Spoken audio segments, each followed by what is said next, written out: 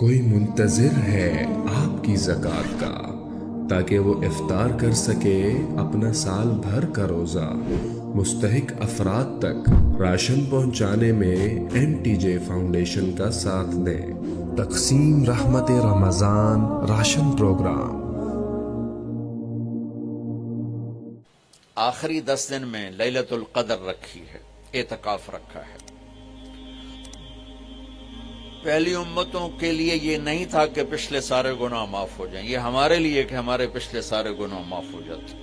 اللہ تعالیٰ کا عرش پہلے آسمان پہ آ جاتا ہے، جنت کے دروازے کھل جاتے ہیں، جہنم کے بند ہو جاتے ہیں، شیطان قید ہو جاتے ہیں، اور سمندر کی مچھلیاں اور زمین کی چونٹیاں تک روزہ رکھنے والوں کے لیے دعا کرتی ہیں، اور اللہ تعالیٰ جنت کو روزانہ کہتا ہے ان قریب میرے نیک بندے بندیاں آنے والے ہیں، تو ان کے لیے میک اپ کر لے، تو ان کے لیے تیار ہو جائے۔ یہ اللہ تعالیٰ کی رحمت کو لینے کا سیزن ہے۔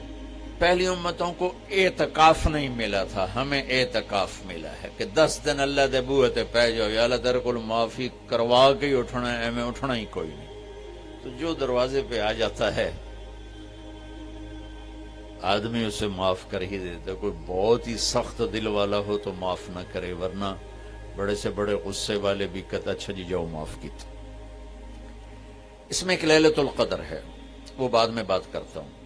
پھر اللہ تعالیٰ نے اس میں غریب آدمی کی کہ روزے اچھے گزر جائیں، عید اچھی گزر جائے، اس کے لیے اللہ تعالیٰ نے صدقہ فطر رکھا ہے۔ ہم اسے عید کے ساتھ جوڑ دیتے، پہلی رمضان سے دینا چاہیے تاکہ غریب اپنا کوئی روزہ تو رکھ سکے۔ پہلی رمضان سے 29 رمضان تک جب مرضی دے دیں، اور اگر وہ فطرانہ ادا نہیں کرتا تو اس کے روزے اس کے سر کے اوپر سے بھی نہیں جاتے، وہیں کھڑے رہتے ہیں۔ اور عام طور پر یہاں اخبار میں ٹی وی پر گندم کے لحاظ سے آتا ہے 2 سیر کڑک دے دو، وہ تھوڑے سے پیسے ہیں، 100-200 روپے ہے۔ میں آپ کو آپ سب مالدار لوگ بیٹھے ہیں، میں آپ کو اپنے نبی کا صدقہ فطر بتاتا ہوں کہ آپ کیا دیتے تھے۔ آپ کشمش دیتے تھے، کھجور دیتے تھے، جو بھی دیے ہیں۔ تو کشمش 3 کلو، بازار میں 3.5 کلو، بازار میں جا کے پوچھیں جو سب سے اچھی کشمش ہو، یا پھر درمیانی، گھٹیا نہیں درمیانی اور سب سے اچھی، پتہ کرے وہ کتنی ہے، 1000 روپے کلو ہے، 1500 روپے کلو ہے۔ آپ کے گھر کے 4 افراد ہیں تو ایک گھر سے 6000 روپیہ غریب کو جائے گا۔ آج تو 6000 میں ایک ہفتہ نہیں گزرتا۔ تو اب سب سے عرض کرتا ہوں ویسے بھی خیرات کریں، افطاریاں کروائیں، اور صدقہ فطر کشمش کے حساب سے دیں۔ یہ آپ سب بھائی بہنوں کی خدمت میں گزارش ہے۔ اللہ نے آپ کو رزق دیا، خرچ کریں، یہی آپ کے ساتھ جائے گا، باقی سارا ادھر ہی رہ جائے گا۔ لیلۃ القدر، انا انزلناہ فی لیلۃ القدر وما ادراک ما لیلۃ القدر لیلۃ القدر خیر من 1000 شہر تنزل الملائکۃ فیہا بإذن ربہم من کل امر سلام ہی حتی مطلع الفجر۔ ہم نے قرآن کو لیلۃ القدر میں اتارا، تمہیں کیا خبر کہ لیلۃ القدر کیا ہے؟ لیلۃ القدر 1000 مہینوں سے بہتر ہے۔ اس میں فرشتے اترتے ہیں اور یہ صبح تک رہتی ہے۔ لفظ قدر عربی میں اس کا ایک مطلب ہے قیمت۔ سبحان اللہ۔ تو اللہ نے کہا میں تمہیں بتاؤں، آپ سب تاجر بیٹھے ہو، لیلۃ القدر کی قیمت کیا ہے؟ 1000 مہینوں سے بہتر ہے، 1000 مہینوں سے بہتر ہے۔ اب 1 روپے پر 1000 نفع لے سکتے ہیں؟ دنیا میں کوئی ایسا کاروبار ہے؟ جو ہیروئن بیچتے ہیں وہ بھی نہیں لے سکتے۔ اور میرا اللہ کہہ رہا ہے 1 رات 1000 مہینے، یعنی کوئی 82-83 سال۔ یہ تو آ گیا پہلا قدر۔ دوسرا اس کا مطلب ہے تنگ پڑ جانا، تنگ پڑ وقت فقدر علیہ رزقہ۔ تو تنزل الملائکۃ فیہا، تنزل الملائکۃ والروح فیہا، کہ اس رات اتنے فرشتے اترتے ہیں کہ زمین تنگ پڑ جاتی ہے. سبحان اللہ، اتنے فرشتے آتے ہیں زمین تنگ پڑ جاتی ہے. تیسرا مطلب ہے قدر، مقدار کو.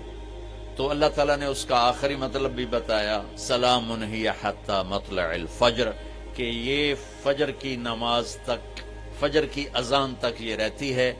3 مطلب ہیں قدر کے، تینوں اللہ نے قرآن میں کور کیے. قیمت کیا ہے؟ 1000 مہینوں سے بہتر. تنگی کیا ہے؟ فرشتوں سے زمین بھر جاتی ہے. مقدار کیا ہے؟ صبح صادق. لیلۃ القدر 27 کی نہیں ہوتی، 21، 23، 25، 27، 29. اب یہ 5 راتیں جاگنے چھٹ. آپ لوگ تو ویسے رات کے بادشاہ ہو، جاگ لو. تو لیلۃ القدر مسجد میں نہ گزارو، گھر میں گزارو. یہ مسجدوں میں اشتہار لگ جاتے ہیں، فلاں کے ساتھ شب قدر گزاریں، فلاں حضرت کے ساتھ شب قدر گزاریں.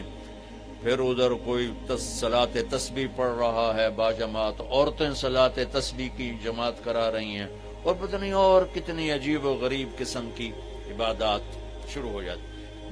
یہ نفلی عبادت ہے، میرے نبی گھر میں پڑھتے تھے. آپ نے اشراق کے سوا ہر نفل گھر پڑھا، ہر سنت گھر میں پڑھی. تو آپ لیلۃ القدر کو جو مستورات دی، آپ بھی اکٹھے ہو کے نہیں منانا، الگ الگ مصلی بچھا کر اپنے اللہ سے رونا دھونا کرو، اپنے اللہ کو منانا کرو. میں بھی کروں، آپ بھی کریں.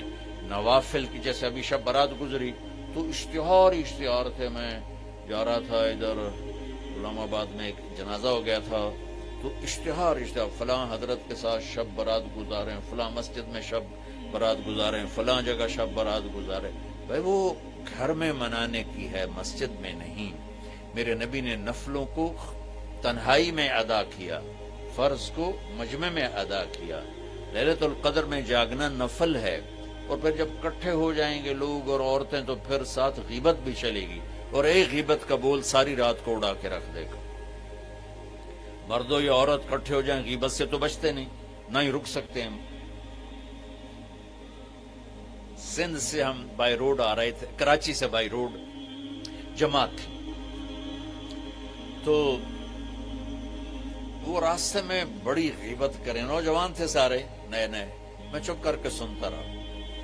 جب کوئی 2 دن گزر گئے نا، تو ہمارے پاس بڑی وین تھی.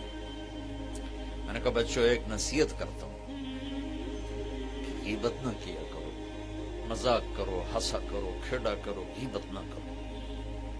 تھوڑی سی میں نے اس پہ بات کی تو بڑے متاثر ہوئے. کہا جی ٹھیک ہے انشاءاللہ آئندہ بالکل نہیں کریں. کوئی آدھا گھنٹہ گاڑی میں سناٹا رہا. آدھے گھنٹے کے بعد ایک بولے مولانا یہ غیبت نہ کری تو پھر گلاں کی کریے. یہ میرا کلچر ہے. لہذا عورتیں عبادت کے لیے بھی اکٹھی ہوں گی تو غیبت شروع ہوگی، مرد مسجد میں اکٹھے ہوں گے وقت ضائع ہوگا، غیبت شروع ہوگی. میرے بھائی بہنوں، ہر نفل کو گھر میں گزار. اپنے گھر کو بابرکت بناؤ، اپنے گھروں میں نفل پڑھو، تلاوت کرو، ذکر کرو. صرف اشراق کے نفل میرے نبی مسجد میں پڑھتے تھے 2 رکعت، باقی ہر نفل آپ نے مسجد میں ادا کی. تو یہ چند چیزیں رمضان کے متعلق میں نے عرض کی ہیں. اب ایک بڑی اہم بات میں آپ کے سامنے عرض کرنا چاہتا ہوں. رمضان کی دولت کس سے ملے گی؟ رمضان کی برکات کس سے ملیں گی اور کون محروم ہو جائے گا؟ آپ نے فرمایا 4 آدمی ایسے ہیں جن کی رمضان اور شب قدر میں بھی بخشش نہیں ہوتی. بس اس سے ہم اپنے آپ کو بچا لیں. کون ہے یا رسول اللہ؟ آپ نے کہا مدمن خمر، شراب کا عادی. کبھی کوئی پی لے توبہ کر لے، میں اس کی اجازت نہیں دے رہا ہوں. مدمن کا لفظ ہے جو روزانہ شراب پیتا ہے، اس کی رمضان میں بخشش نہیں. عاق لوالدیہ، جو ماں باپ کا نافرمان ہے، اس کی بخشش نہیں. قاطع الرحم، رشتہ داروں سے لڑنے والا، اس کی بخشش نہیں. المشاحن، دل میں بغض رکھنے والا، اس کی بخشش نہیں. ہر وہ چیز جو میرے آپ کے لیے نقصان دے اللہ نے حرام کر دی.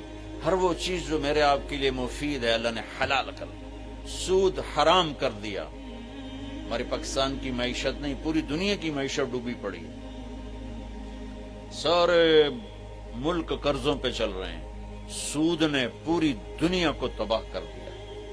تو میرے اللہ تعالیٰ نے، آپ دیکھتے ہیں نا، میرا اللہ کہتا ہے فَأَذَنُوا بِحَرْبٍ مِّنَ اللَّهِ وَرَسُولِهِ، اگر سود نہیں چھوڑو گے تو میرے اور میرے رسول مل کر تمہارے خلاف جنگ کریں گے۔